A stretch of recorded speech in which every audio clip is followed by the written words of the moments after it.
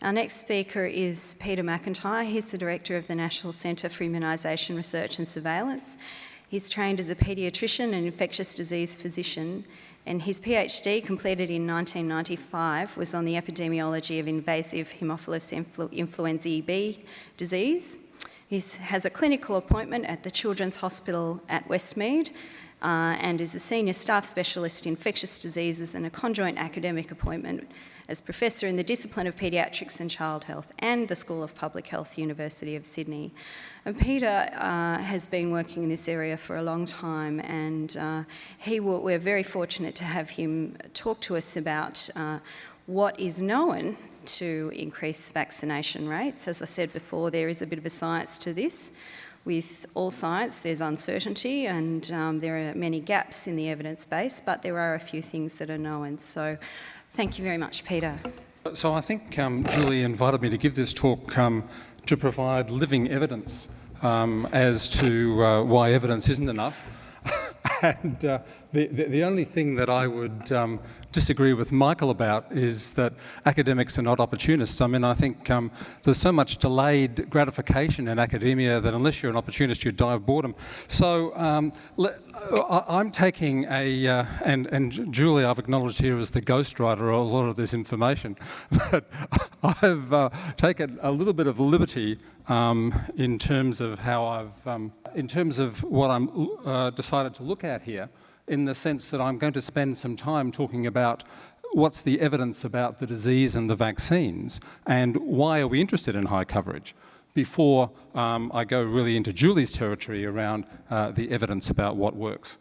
I thought I'd give the examples of measles and pertussis, and this is a nice little diagram developed by Paul Fine, which talks about this tricky concept of the R0, or the reproductive number.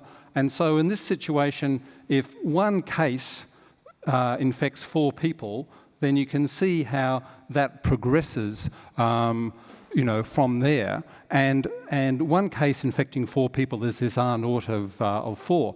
But if you can make 3 of those 4 people immune, then one case is only creating one more case. And if you can make more than 3/4 of the people immune, then you can stop the transmission. So really this R0 figure is very important. And it turns out that pertussis and measles have pretty similar R0s. We're less sure about what the pertussis one is, more confident about the measles one is. But the bottom line is, because of that, you need to get something like 95% of the population immune, particularly in the case of measles, to actually do what we're trying to do, which is to prevent spread of that infection. Now, there are some important differences which I think are often, and I know it's a pretty wide audience here today, so I thought I'd just talk about these 2 examples of measles and pertussis vaccine. And in the case of measles vaccine, it's a live vaccine and it stops you getting the infection. That means that cases of measles that we're seeing in Australia today are almost always unvaccinated. And also, as a result of this prevention of infection, we've got to the stage in Australia where we don't have any of our own measles. We don't have any homegrown measles, and that means that measles comes from overseas, either people going overseas or people coming back, and it has this as I call it, heat-guided missile capacity to find anyone who's not immune in the population. Now, in contrast, pertussis vaccine is an inactivated vaccine. It does not prevent infection. What it does is it stops you getting sick. It particularly stops you getting very sick. And for better or worse, the milder cases that we do see a lot of, in fact, are often vaccinated. And the reason for that is that the vaccine doesn't protect perfectly against less severe disease, and because the immunity wanes. And so what that means is that in contrast to measles, pertussis is always around. You mightn't be aware of it, but it's always there, and sometimes there's more of it and sometimes there's less. So I think you can already sort of appreciate that there's going to be differences in terms of what one's aiming to achieve or how one might try to do it with these 2 infections. So now what about herd immunity? Because that really, I suppose, is the holy grail that we're seeking to acquire, and that's why we want high coverage. Now, what does herd immunity actually do? Well, Well, I guess the reason we're so interested in it is that by providing herd immunity through high coverage, we can protect people who can't be protected by vaccine, either because they're immune compromised or because perhaps they didn't respond to the vaccine. And we know that something like 5 or 10% of people don't respond to the first dose of measles vaccine, for instance. And also, if you can develop strong enough herd immunity, you can actually achieve disease elimination, either internationally, which is in the case in smallpox, the only disease that's ever been eradicated by any mechanism. But in Australia, we've eliminated both polio and measles from our own, kind of national shores.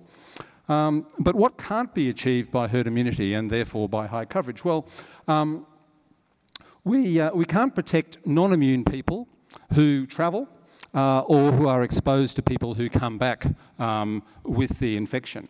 And we've had plenty of examples of that with measles outbreaks that we still get. Okay, we don't have our own homegrown measles, but we still get measles outbreaks. They come from somewhere else, and they're related to clusters of non-immune people. We had a death from diphtheria, the first in about 30 years in Queensland a few years ago, and this was the girlfriend of someone who'd come back and had mild symptoms because he was partially vaccinated. She was unvaccinated, she died. So it can still happen despite the fact that we don't have any homegrown disease. And similarly, our last case of polio was someone who was born in Pakistan, went back to Pakistan, was partly immune, developed polio. And it's also important to remember that there are some vaccines which simply don't produce herd immunity at all. And the classic example of that is tetanus. So tetanus can only protect you as an individual. Doesn't matter how many people are immunised against tetanus. Tetanus will still be in the environment. You can still get it. So we can't achieve everything in relation to high coverage. And of course, one of the things we'd really like to do is to protect babies who are too young to receive pertussis vaccine, where all the deaths are currently occurring, and giving pertussis vaccine to mothers during pregnancy is, probably the best way that has been identified to provide that protection for the babies. But we've got to remember that that provides zero herd immunity. So what that does is protect the baby born to that mother, does absolutely nothing for other babies whose mothers are not immunised. So there are limitations to what we can do with herd immunity. And this is just showing you that compared to what was happening, back before pertussis vaccine was first available around here, we have virtually no deaths. But in contrast to measles, when you blow them up, we actually still, ever since the early 60s, have had this persistent number of pertussis deaths, and this is what they've looked like since the late 60s. Some years with no deaths, but most years there's somewhere between 1 and 3 deaths. And still the worst time we ever had was the late 90s, which was when we had our low coverage with our wholesale vaccine. And this contrasts with the blue line, which is all the cases of pertussis. And so exemplifies the fact that actually, despite the fact we've got all these cases, the number of deaths are actually, if anything, less than they were here, and that's because we've got high coverage with the current vaccine. And there's some work done in the US, published in these 2 papers, which actually looked at what the relative risk is if you're an exemptor or vaccine refuser, as they call it in the States. And this illustrates the fact that your risk of measles is probably 20 or 30 times greater than the rest of the population, and your risk of pertussis is increased, but not so much. And that's the kind of relative balance that we're talking about. Okay, so that's some of the background. Now, what do we know about vaccine coverage? What's the data about that? And one of the things that's worth remembering is that, for many of us in this room, when we were born, that was about all you had to do in terms of vaccination. Whereas now, the list, is a lot longer, and that means that what represents, full, in inverted commas, immunisation is different to what it used to be. This leads some people to feel that, things have gone over the top a little bit, which is, of course, one of the reasons why we have resistance against vaccination in some quarters. This is the sort of overview, and these are all the vaccines due by 2 years of age. And you might say, well, what are we worried about? I mean, you know, we're close to 95% for almost all of these vaccines, with the exception of varicella. But I guess the thing that has really grabbed our attention is this issue of registered objectors, and this was a graphic from the Sydney Morning Herald showing how the number of registered objectors had gone up. And that's true, the numbers have gone up, but if you look at it this way, which is the percentage of the child population whose parents are objectors, you see that we've really got three groups. We've got kids that we don't have any vaccines recorded for, but they're not registered as objectors. And we've also got two groups of objectors whose children have no vaccines recorded, and objectors who have at least some vaccines recorded. And you can see that although there's been a slight increase in these last two groups, really it's been quite small, even over the last few years. So with this in mind, we recently did a study which actually compared the percentage of these various categories of objectors, so objection and no vaccines, objection and at least one vaccine, with these other categories of individuals who don't have an objection and either have no vaccines or are not fully immunised.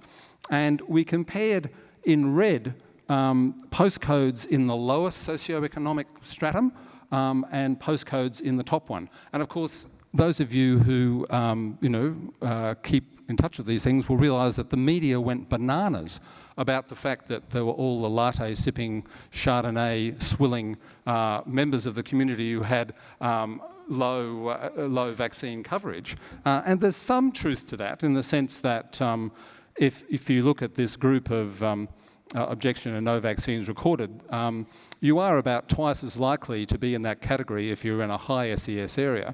And similarly, to be a selective objector, that's also the case. But if you look at this group over here, which is the group where we believe it's mostly about access and disadvantage, then you see that indeed you're more likely to be in the situation where you're not an objector, but you're just not fully immunised. You're more likely to be in that situation in a low SES area than a high SES area. So some confirmation of those views. But the other important thing about the vaccine objectors, and the reason why they're important, is that they cluster in certain areas. And so even though we have this very high coverage nationally in Australia, we've got areas, and I guess particularly northern New South Wales is the epicentre of this, where the number of unimmunised children could be 10, even as high as 20 or 25% in some areas, and so that is a concern. And if you look at areas like that, like the Richmond Valley, like the Adelaide Hills, like the Sunshine Coast, then you see these sorts of numbers. So objectors with no vaccines recorded anywhere up to 7%. Objectors with at least one vaccine recorded, and totals of getting maybe 11 or 12% in areas like the Richmond Valley.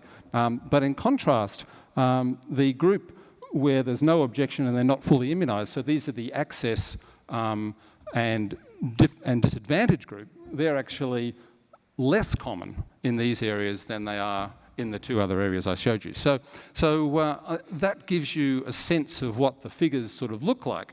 And I think in the case of measles, it's important to look at this sort of data, which actually shows you the percentage of postcodes, so getting down to quite a low area of each sort of state and jurisdiction, the percentage of postcodes that are actually getting what we think you need to not have transmission of measles, which is over 95%. And actually, it's only up here. It's only about half the postcodes in the country where that level of vaccination that you require to actually stop measles transmission is happening, even though this is pretty good. I mean, there's only this group down here where it's under 90%, but actually all these postcodes are the areas where measles transmission can still occur. So that's the kind of landscape of what we try to get to. So now we get to the stuff where Julie's the expert and has fed me all the relevant information about really what do we need to do to influence this. And this is a nice diagram, pyramid diagram of Julie's, just making the point that the actual refuser group is very small. There's a pyramid of individuals who have various attitudes to vaccine, from unquestioning to unwilling to consider any. And all the approaches that one takes have to be tailored for the sort of different groups that you're trying to communicate with. So, very important message.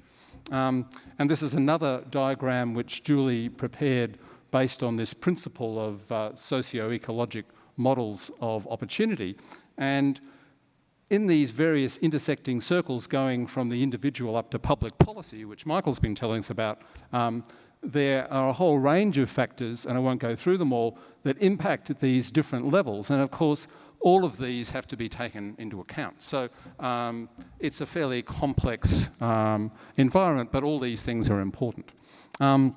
The other thing I thought was worth mentioning, because we can hardly not mention it, is that Australia has this unique approach, which goes back now probably more than 15 years, of linking your eligibility for various kinds of payments, both doctors and patients or clients, to immunisation status. Payments to doctors and payments to clients. And as we know, this has all changed, and I won't go through the history of that, we haven't got time, but it's all changed radically recently.